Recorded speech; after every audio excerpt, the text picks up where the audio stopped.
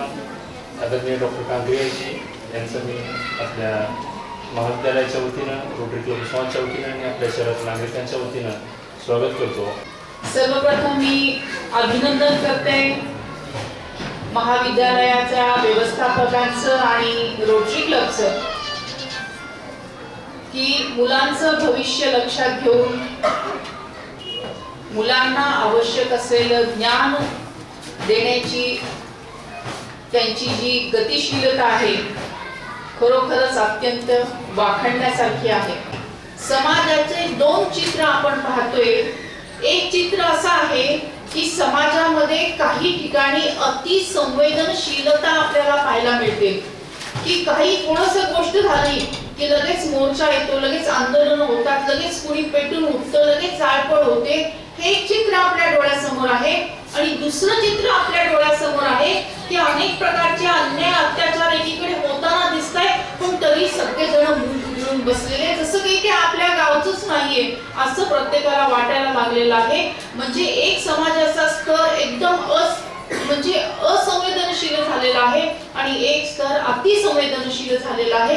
आणि मधलं जे नॉर्मल असायला हवं वातावरण, जे पोषक आणि चांगलं वातावरण असायला हवं, जे संस्कारिक वातावरण असायला हवं, ते संस्कारिक वातावरणच समाजामधून नष्ट होत चाललंय की काय असं प्रश्नचिन्ह आपल्या समोर उभं राहिलेलं आहे। रूढी आहेत, परंपरा आहेत, अनेक प्रकारच्या चालीरीती आहेत, त्या काळानुरूप बदलायला हव्यात। तर ह्या सगळ्या रूढी परंपरांची फेर मांडणी करण्याची आज वेळ आलेली आहे। या सगळ्या गोष्टी खोलवर विचार करून एकंदरीतच वरवर मलमपट्टी करण्यापेक्षा व्यवस्थाच अशी बदलली पाहिजे, समाजाची कुटुंबाची व्यवस्था अशी बदलली पाहिजे जेणेकरून उद्याचं येणारं भविष्य जे आहे उज्ज्वल राहायला पाहिजे, आरोग्य संपन्न राहायला पाहिजे। थोडक्यात म्हणजे तुम्ही जे माझ्या समोर अनेक मुलं आणि मुली आज आहात, हेच उद्याचे भविष्य आहात। खरं म्हणजे सगळेजण आपण स्वप्न बघतोय की भारत हा महासत्ता झाला पाहिजे, महासत्ता होणार आहे। आपण सगळेजण म्हणजे मनापासून हे सगळं स्वप्न पाहतोय। कशाच्या जोरावर स्वप्न पाहतोय? कारण आपल्याला माहिती आहे की वर्ष 2020 या वर्षी आपल्या या भारत देशामध्ये जगाच्या पाठीवर जेवढे तरुण आहेत त्याच्यापैकी 75% तरुण हे आपल्या भारत देशामध्ये असणार आहेत। म्हणजे या तरुणांना आपण शक्ती दिली, या तरुणांना ऊर्जा दिली, या तरुणांना शिक्षण दिलं, या तरुणांना प्रशिक्षण दिलं, यांच्यावर संस्कार केले, तर उद्याची येणारी जी भारत देशाची उभारी आहे ती इतकी उंच असणार आहे की त्याच्याशी कोणाचीही तुलना करता येणार नाही। एकेकाळी भारतामध्ये सोन्याचा धूर निघत होता असं आपण ऐकतोय, पण ते खरी परिस्थिती भविष्य काळामध्ये होण्याची शक्यता आहे, दाट शक्यता आहे। का आहे? कारण हे सगळे तुम्ही उद्याचे भविष्य आहात, तुम्ही उद्याची राष्ट्रीय संपत्ती आहात। आणि तुम्हालाच या समस्येची जाण निर्माण झाली, सजगता जर तुमच्या मनामध्ये निर्माण झाली, तर उद्याचा होणारा जो भारत आहे हा सगळ्या जगामध्ये अव्वल राहणार आहे, नंबर 1 चा राहणार आहे, महासत्ता बनणार आहे। आणि यासाठी म्हणून सामाजिक जाण ही तुम्हा लोकांमध्ये, तुम्हा बालक बालिकांमध्ये निर्माण होण्याची आवश्यकता आहे। आणि म्हणूनच काही छोट्या गोष्टीतून, साध्या गोष्टीतून या समाजाचं एक भागातलं जे काही दुःख आहे, जी गंभीरता आहे, जी वेदना आहे, मी तुमच्या समोर मांडत आहे। गेल्या 30 वर्षामध्ये भारतासारख्या सुसंस्कृत अशा देशामध्ये 1.5 कोटी मुली गर्भावस्थेत मारल्या गेल्या। जी छोटीशी मुलगी आहे, जी आईच्या पोटात आहे, जी आईच्या उदरात आहे, जी कशी नाजूक आहे, कोवळी आहे, कोमल आहे, निरागस आहे, निष्पाप आहे आणि जिचा काही गुन्हा नाही, तिने काहीही वाईट काम केलेलं नाही, तरी पण तिला जन्माला येण्यापूर्वीच मारून टाकलं गेलेलं आहे। विचार करा, आज जर मुलगी जन्माला आली नाही तर उद्याची आई निर्माण होणार आहे का? उद्याची आईच निर्माण झाली नाही तर मुलाचा किंवा मुलीचा जन्म होणार आहे का? मुलाचा किंवा मुलीचा जन्म झाला नाही तर माणूस निर्माण होणार आहे का? नाही। मग ज्या जगामध्ये माणूसच नाही ते जग तरी जिवंत राहू शकणार आहे का? तर नाही। म्हणजे आज जो आपण विचार करत आहोत हा केवळ मुलीला वाचवण्याचा विचार नाही, तर एकंदरीतच देशाला वाचवण्याचा विचार आहे. हे एक पवित्र काम आहे, हे पुण्याचं काम आहे आणि म्हणून याच्यामध्ये लहानांनी मोठ्यांनी सगळ्यांनी एकत्रितरित्या काम करण्याची आवश्यकता आहे. तुम्हाला असं वाटेल की तुम्ही तर लहान लहान आहात, तुम्ही याच्यामध्ये काय सहभाग करू शकता? तर स्त्री भ्रूण हत्या होण्याची अनेक कारणं जर आपण पाहिली तर त्याच्यामध्ये आपण पाहतोय की मुलींना स्त्रियांना मिळालेली दुय्यम अवस्था. आपण आपल्या घरापासूनच सुरुवात केली जर आपल्याला लक्षात येईल की आपल्या आईला कशी वागणूक मिळते, आपल्या मोठ्या बहिणीला कशी वागणूक मिळते, तर याच्यावरून एकंदरीत समाजाचे चित्र आपल्या डोळ्यासमोर येईल. अनेक ठिकाणी आपण असं बघतो की आई कामाला गेलेली असते, घरातलं काम करते, बाहेरचं काम करते, तरी पण तिला मान नसतो, सन्मान नसतो, प्रतिष्ठा नसते, तिच्या कामाची कदर केली जात नाही. असं चित्र आपल्याला केवळ ग्रामीण भागात नाही तर शहरी भागात सुद्धा पाहायला मिळतो. मग स्त्री पुरुष समानता जो घटनेने आपल्याला हक्क दिलेला आहे तो हक्क काय आहे तो आज आपण समजून घेण्याची आवश्यकता आहे. तर स्त्री पुरुष समानता हा घटनेने दिलेला हक्क आहे, त्याचप्रमाणे अध्यात्माने सुद्धा दिलेलं वरदान आहे. अध्यात्म काय सांगतं की स्त्री असो किंवा पुरुष असो सगळेजण आधी माणूस आहेत. त्यामुळे प्रत्येकाने एकमेकांशी माणुसकीनेच वागलं पाहिजे. यासाठी निसर्गाने सुद्धा बघा दोघांनाही वेगवेगळे वरदान दिलेले आहेत. स्त्रियांना वेगळं वरदान दिलेलं आहे, पुरुषांना वेगळं वरदान दिलेलं आहे. स्त्रीकडे काय आहे तर मातृशक्तीचा आविष्कार आहे, निर्मितीची क्षमता आहे आणि पुरुषांकडे काय आहे कणखरपणा आहे, पराक्रम आहे, आक्रमकता आहे, धाडस आहे. आणि हे दोन्ही गुण आपापल्या ठिकाणी उजागर झाले आणि या दोन्ही गुणांनी एकमेकांच्या सोबत काम केलं तर खरोखरच सकारात्मक सामाजिक परिवर्तन होण्यास वेळ लागणार नाही. ही जी गुणसंपदा आहे ही माझ्या एका कवितेतून मी वर्णन केलेली आहे. कवितेचं नाव आहे तो आणि ती. तो म्हणजे पुरुष आणि ती म्हणजे स्त्री. कविता अशी आहे की तो मंत्र असेल तर ती पूजा आहे, तो मंत्र असेल तर ती पूजा आहे, ती आरती असेल तर तो प्रसाद आहे. तो मंत्र असेल तर ती पूजा आहे, ती आरती असेल तर तो प्रसाद आहे, तो मेंदू असेल तर ती बुद्धी आहे, तो विचार असेल तर ती कृती आहे, तो दसरा असेल तर ती दीपावली आहे, तो तिळगुळ असेल तर ती संक्रांत आहे, तो माणूस असेल तर ती माणुसकी आहे, तो संस्कार असेल तर ती संस्कृती आहे. मंत्र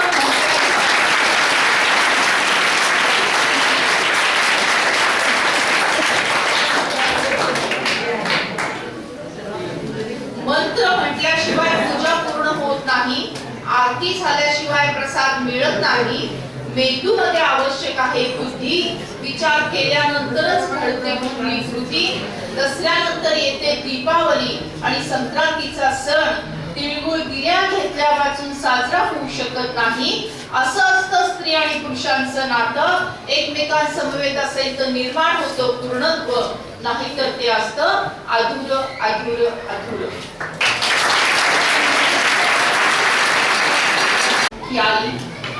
तुझं बाबांचं आजींचं आजोबांचं बोलणं काल रात्री ऐकलं मी आहे. तुम्ही सगळ्यांनी मिळून ठरवले ना की उद्या मला डॉक्टर काकांकडे घेऊन जायचंय. नको काही नको असं करू नको ग, मला डॉक्टर काकांकडे घेऊन जाऊ नको ग, मला डॉक्टर काकांची खूप खूप भीती वाटते ग आई. ते डॉक्टर काका मोठं मोठं शस्त्र घेतील ग, माझ्या डोक्याच्या चिंध्या चिंध्या करून टाकतील ग, एवढीशे नाजूकशे हातपाय आई तोडून टाकतील ग आणि रक्तबंबाळ झालेला माझा हा देह आई उघड्यावर फेकून देतील, कुत्रे झडप करतील, तोंडात पकडतील, गल्लीवर फिरवतील ग आई. माझ्या शरीरातलं ठिपकणारं ते रक्त आई तू पाहू शकशील. माझ्या शरीराची झालेली विटंबना आई तुला सहन होईल. नाही आई नाही, तुला हे सहन होणार नाही ग, तू हे पाहू शकणार नाही ग आई. असं करू नको ग, मला मारू नको ग, मी तुला कसलाही त्रास देणार नाही, कुठलाही हट्ट मी करणार नाही ग. मला लाडू नको, पेढे नको, करंजी नको, पुरणपोळी नको, काही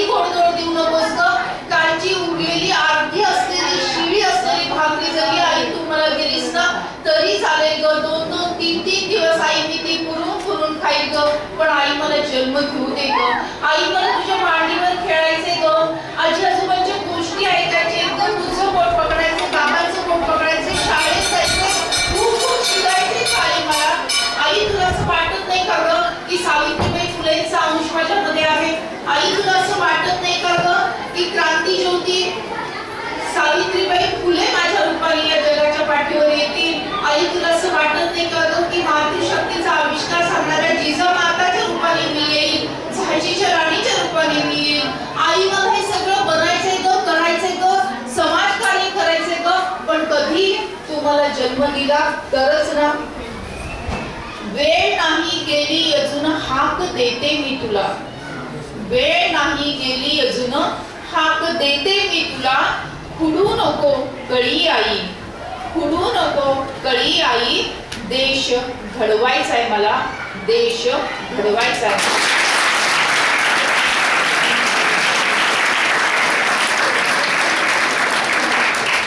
आज तशी हाक ही चिमुकली आपल्याला देत आहे. मग या हाकेला ओ देण्यासाठी आपण काय केलं पाहिजे?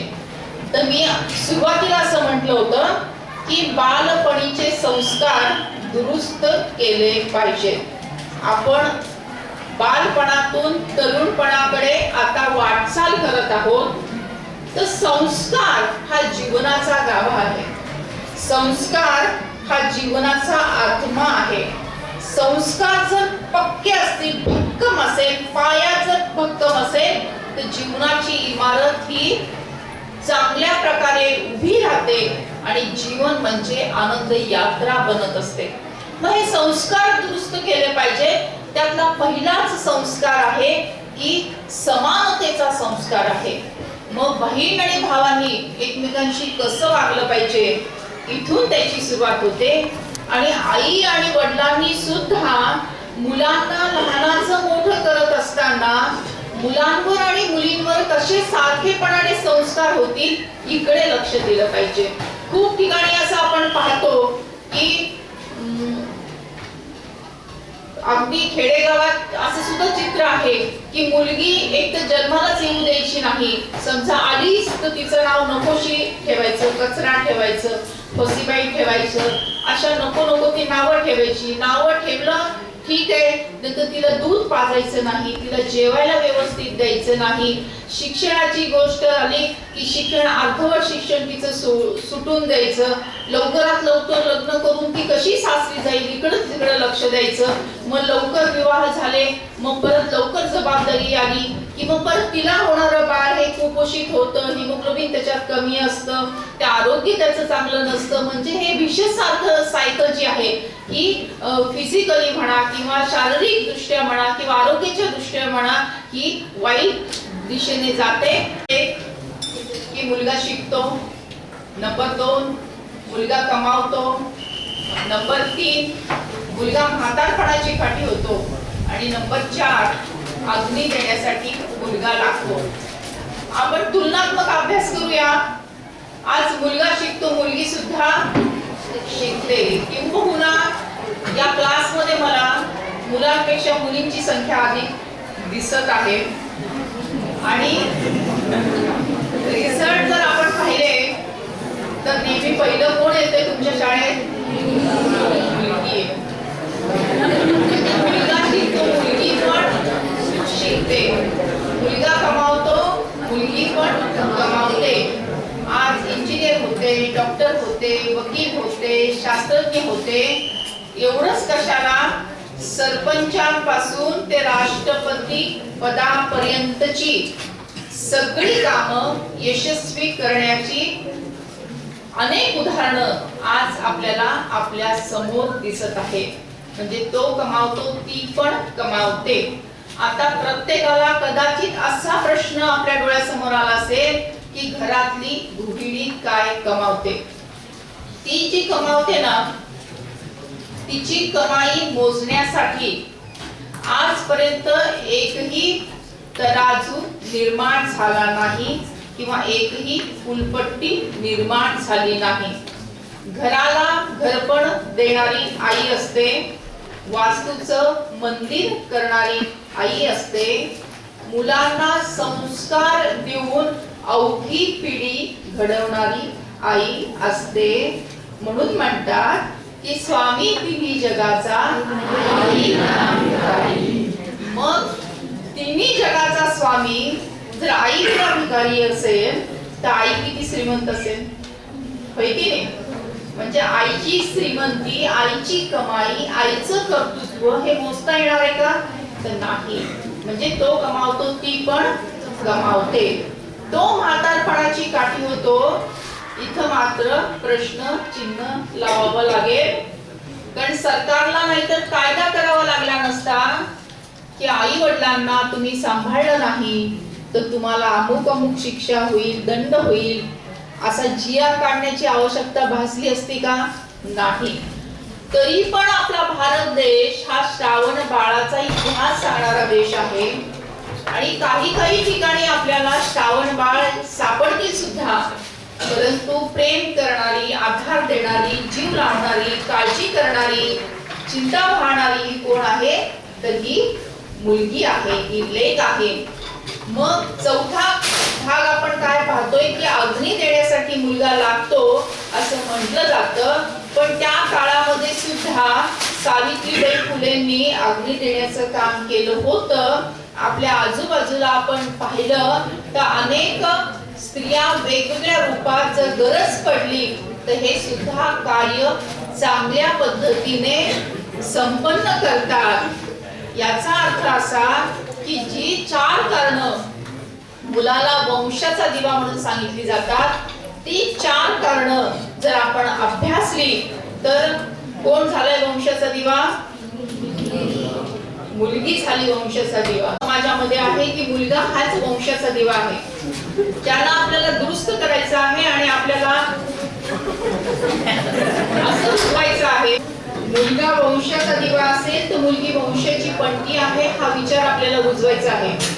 दुसरा मोठा सामाजिक गैरसमज असा आहे समाजामध्ये की कुटुंबामध्ये जर मुलाचा जन्म झाला नाही तर दोष हा आईला दिला जातो.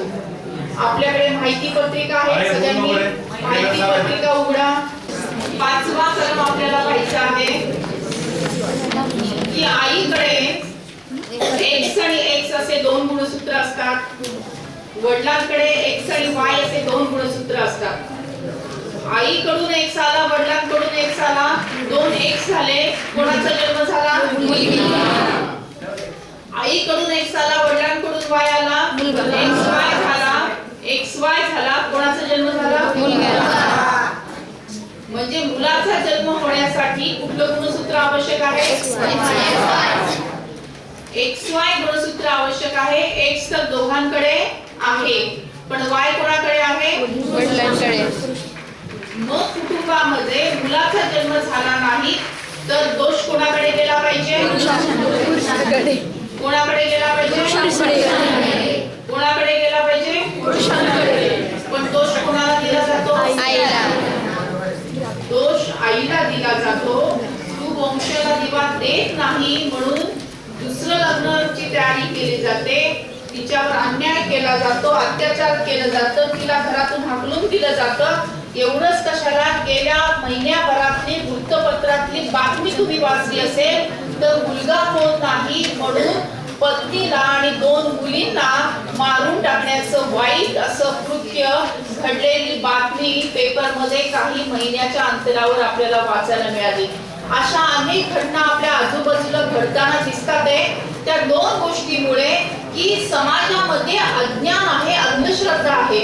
म्हणून ही अज्ञान आणि अंधश्रद्धा आपल्याला घालवायची आहे. कशा पद्धतीने आपण घालवू शकतो?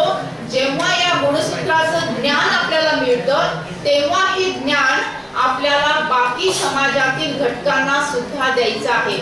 आज माझ्या समोर समजा 100 विद्यार्थी तुम्ही बसलेला आहात तर तुम्ही प्रत्येकाने असं ठरवलं की रोज केवळ एका परिवाराला मी ही माहिती सांगेल, रोज केवळ एका परिवाराला मी हे गुणसूत्राचं गणित, हे विज्ञान समजून सांगेल. असं जर आपण ठरवलं तर प्रत्येक जण वर्ष वर्षभरामध्ये 365 कुटुंबांना ही माहिती, हे ज्ञान देऊ शकणार आहात. तर हे पुण्याचं काम आहे, पवित्र काम आहे. मी सर्वांना विनंती करेन की माहिती पत्रिका आपण सांभाळून ठेवा, त्यातला चार्ट नीट समजून घ्या आणि तो चार्ट प्रत्येक रोज एक कुटुंबांना तुम्हाला समजून सांगायचा आहे. अशा माध्यमातून आपण समाजामध्ये जाणीव जागृती निर्माण करू शकू. अशा माध्यमातून आपण लोकशिक्षणाचं काम अधिक गतीने करू शकू आणि होणाऱ्या ज्या हत्या आहेत, होणारे जे काही वाईट प्रसंग आहेत, गंभीर घटना आहेत, त्या आपण टाळू शकणार आहोत. अशा छोट्या छोट्या गोष्टीतून आपण सुद्धा या समाजाची उभारणी करण्यासाठी मदत करू शकतो. आणखी एक गोष्ट आपण करू शकतो, एक विद्यार्थिनी म्हणून मी तुम्हाला म्हटलं की मुलीचा जर जन्म झाला तर सगळीकडे नाराजी असते, उदासी असते आणि मुलाचा जन्म मात्र पेढे वाढवून साजरा केला जातो. हे चित्र आपल्याला बदलायचं आहे. मुलाच्या जन्माचं स्वागत करत आहोत, आनंदाची गोष्ट आहे, पण मुलीच्या जन्माचं सुद्धा तेवढ्याच आनंदाने आपल्याला स्वागत करायचं आहे. ही सवय आपल्याला सगळ्या परिवारांना लावायची आहे. त्याची सुरुवात आपण आपल्या महाविद्यालयातून करू शकतो. त्याला आपल्याला 1 रुपयाची जादू योजना असं म्हटलं जातं. सर, या योजनेला आपण 1 रुपयाची जादू योजना असं म्हणू शकतो. समजा आपल्या शाळेमध्ये किती विद्यार्थी, टोटल विद्यार्थिनी मिळून 500 विद्यार्थी आहेत. तर या 500 विद्यार्थिनी आणि विद्यार्थिनीला, विद्यार्थी आणि विद्यार्थिनींना जर बहीण झाली तर त्यांनी येऊन शाळेमध्ये सांगायचं आहे. शाळेच्या प्रार्थनेच्या वेळेस अनाउन्समेंट केली जाईल की अमुक अमुक परिवारामध्ये लक्ष्मी येईल घरातच, दिवाळी दसरा अशा प्रकारचं चांगली गोड बातमी झालेली आहे, मुलीचा जन्म झालेला आहे. आणि त्याप्रमाणे अशी अनाउन्समेंट झाल्यानंतर प्रत्येक विद्यार्थ्यांनी फक्त 1 रुपया तिच्या स्वागतासाठी द्यायचा आहे. फक्त 1 रुपया द्यायचा आहे. 500 मिळून, टोटल 500 विद्यार्थिनी मिळून किती रुपये जमा होतील? 500. त्या 500 रुपयामध्ये त्या चिमुकलीला झबलं आणायचे, कपडे आणायचे आहेत, आईची खणा नारळाने ओटी भरायची आहे आणि आईच्या सासूबाईंना फूल आणि नारळ देऊन तिचा सन्मान करायचा आहे. अशा पद्धतीने मुलीच्या जन्माचा आनंद उत्सव साजरा करायचा आहे की ज्याला कन्या जन्म आनंद सोहळा असं म्हटलं जातं. जेव्हा हा सोहळा शाळेतून व्हायला लागेल, महाविद्यालयातून व्हायला लागेल, घरोघरी व्हायला लागेल, जाहीररित्या व्हायला लागेल, तेव्हा समाजाचं परिवर्तन होणार आहे. 1 रुपया देणं आज कोणाला अवघड आहे का? सगळ्यांना सहज शक्य आहे ना? तर त्यामुळे जसं आपण अनेक प्रकारची फी घेतो, लायब्ररीची फी आहे वगैरे वगैरे, तसंच विद्यार्थ्यांकडून वर्षाकाठी 10 रुपये मुलीच्या जन्माच्या स्वागतासाठी जर घेतले, वर्षभरातून 10 रुपये, आणि ते 10 रुपये म्हणजे टोटल 5000 रुपये होतील. आणि त्या 5000 मध्ये ज्या वर्षभरामध्ये जेवढ्या मुली या कुटुंबामध्ये जन्माला येतील त्यांच्या अशा प्रकारचा सोहळा जर आपण दर महिन्याला, समजा रोटरी क्लबने पुढाकार घेतला आणि रोटरी क्लबच्या सानिध्यामध्ये जर दर महिन्याला जेवढ्या काही मुली जन्माला येतील, 1 येईल, 2 येईल, किंवा काही महिन्यामध्ये येणारच नाही, किंवा एखाद्या महिन्यामध्ये 2-3 एकदम येतील, 4-5 येतील, पण त्यांचा आनंद उत्सव साजरा करण्याची प्रथा जर आपण पाडली तर नक्कीच सामाजिक परिवर्तन होईल. तर मी या दोन्ही संस्थेला विनंती करेन, महाविद्यालयाच्या संस्थेला विनंती करेन आणि तसंच रोटरी क्लबला विनंती करेन की आपण दोघांनी मिळून 1 रुपयाची जादू योजना या महाविद्यालयामध्ये राबवण्याविषयीचे जरूर प्रयत्न करावे. आणि मला वाटतं विद्यार्थी आणि विद्यार्थिनींना तुम्हाला आवडली का ही 1 रुपयाची जादू योजना? आवडली असेल तर टाळ्या जोरदार.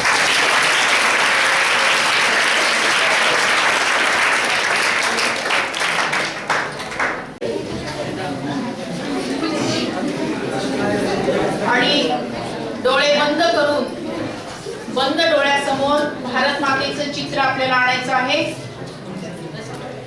आणि माझ्या पाठीमागे उंच आवाजामध्ये ही शपथ घ्यायची आहे. भारत माझा देश आहे, भारत माझा देश आहे.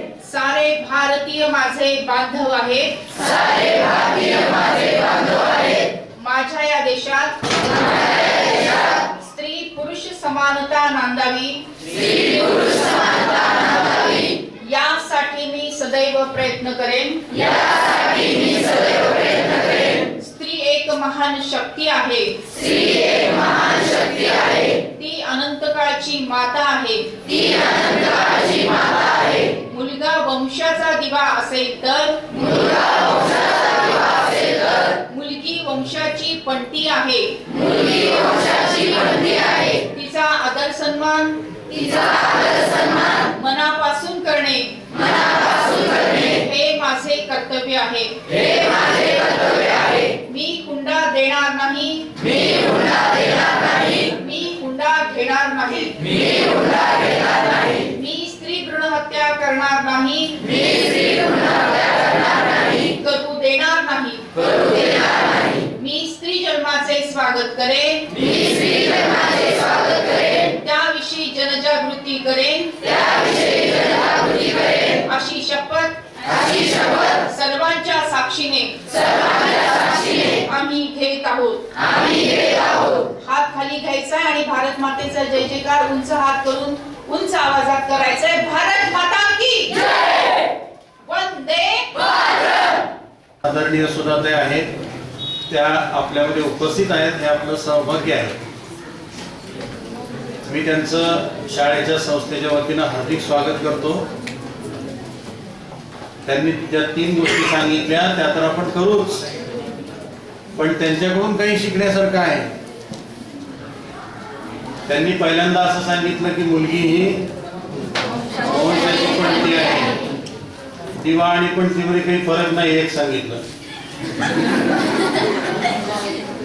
दोन्ही सारखे आहे. दुसरं 1 रुपयाची जादू सांगितली. त्या जादूमध्ये निसर्गाचं चक्र आहे. म्हणजे स्त्रीची समाजाला पुरुषा इतकीच गरज आहे हे त्यांनी त्यातून सांगितलं. आणि तिसरी गोष्ट काय सांगितली? नाटिका सादर करायची. कशासाठी करायची? जनजागृती करायची. मला अभिमानानं सांगावंसं वाटतं मॅडम, आपल्या मागच्या वर्षभरात या स्त्री भ्रूण हत्येच्या संदर्भात उस्मानाबाद शहर जिल्ह्यामध्ये भरपूर जनजागृतीचा प्रयत्न झाला. आणि दिव्य मराठीनं एक सर्वेक्षण केलं, त्याच्यामध्ये मुलींचा जन्मदर या जिल्ह्यात वाढलेला.